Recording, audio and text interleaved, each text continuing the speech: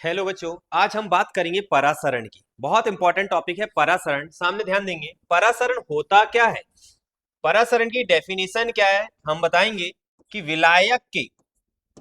विलायक के कणों का कणों का कम सांद्रता से अधिक सांद्रता की ओर अभिगमन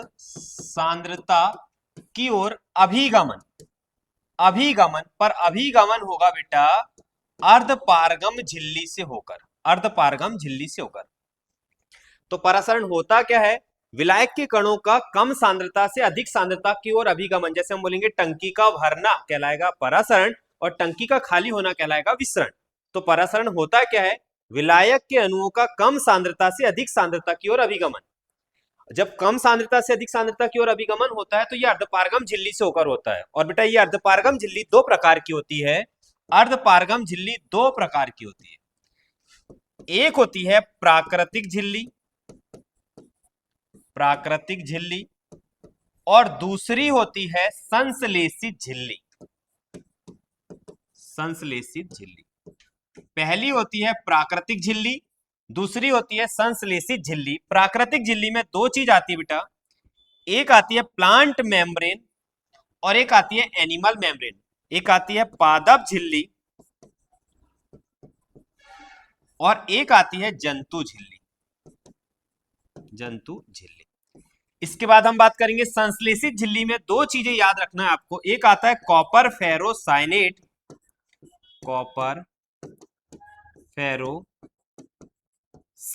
और एक नाम याद रखना है पार्चमेंट पेपर। इसके बाद हम बात करेंगे कि परासरण कितने प्रकार के होते हैं। तो परासरण जो है वो दो प्रकार के होते हैं। परासरण दो प्रकार के होते हैं। एक होता है अंतः परासरण और एक होता है बाह्य परासरण। अंतः परासरण क्या होता है, जिसमें जल के अणुओं का बाहर से अंदर की ओर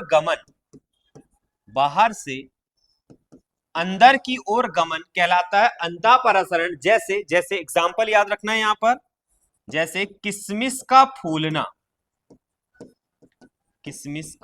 फूलना पहला एग्जांपल।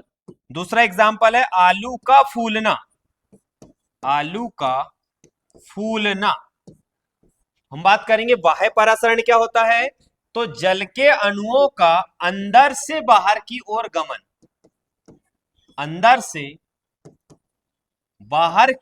गमन, क्या कहलाएगा, बाह्य परासरण।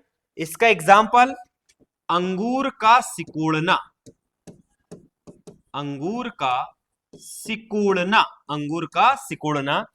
इसके बाद हम बात करेंगे परासरण दाब होता क्या है। परासरण दाब क्या होता है,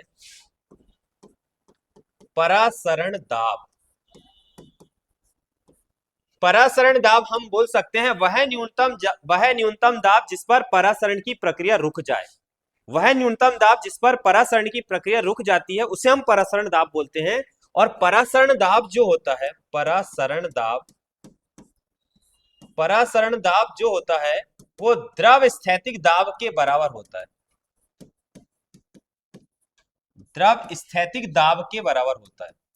और परासरण दाब को हम बोलते हैं पाई और द्रव स्थैतिक दाब को बोलते हैं एच पाई बराबर होता है एच। यदि हम इसे आदर्श गैस समीकरण से देखते हैं, आदर्श गैस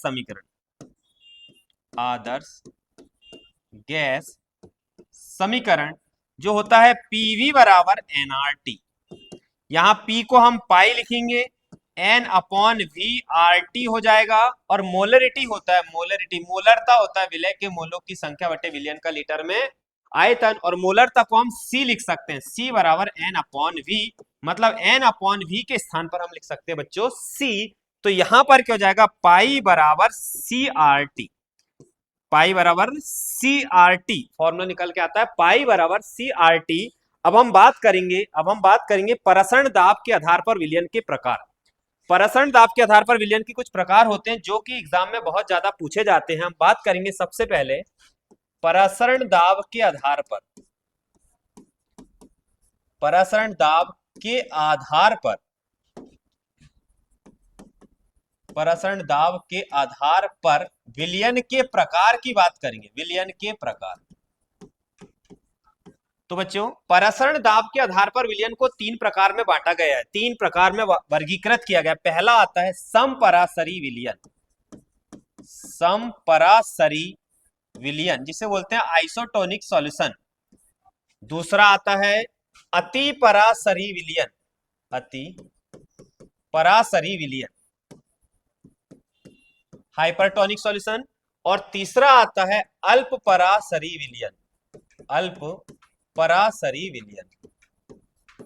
अल्प परासरी विलयन हाइपोटोनिक सॉल्यूशन। हम बात करेंगे समपरासरी विलयन में होता क्या है। पहला क्वेश्चन आता है परासरण दाब समान होता है, पाई 1 बराबर पाई 2। अति परासरी में पाई 1 ग्रेटर देन पाई 2। अल्प परासरी में पाई 1 लेस देन पाई 2। तो आइसोटोनिक सॉल्यूशन में परासरण दाब कैसा होता है, समान। तो यहां पर हम लिख सकते हैं C1RT इक्वल टू C2RT। तो यहां पर हो जाएगा C1 इक्वल टू C2, मतलब इनकी सांद्रता या इनकी मोलरता कैसी होती है, समान। यहां पर हो जाएगा C1RT ग्रेटर देन C2RT, मतलब हो जाएगा C1 ग्रेटर देन C2। यहां पर हो जाएगा बच्चों C1RT लेस देन C2RT, मतलब हो जाएगा C1 लेस देन C2। हम इसे आगे देखेंगे। यहां पर हम लिख सकते हैं N1V1 अपॉन V1 बराबर हो जाएगा N2 अपॉन V2। यहां हो जाएगा N1 upon V1 greater than हो जाएगा N2 अपॉन V2। यहां हो जाएगा N1 upon V1 less than हो जाएगा N2 अपॉन V2। तो परासरण दाब के आधार पर विलयन के 3 प्रकार होते हैं, समपरासरी विलयन, अति परासरी विलयन और अल्प परासरी विलयन।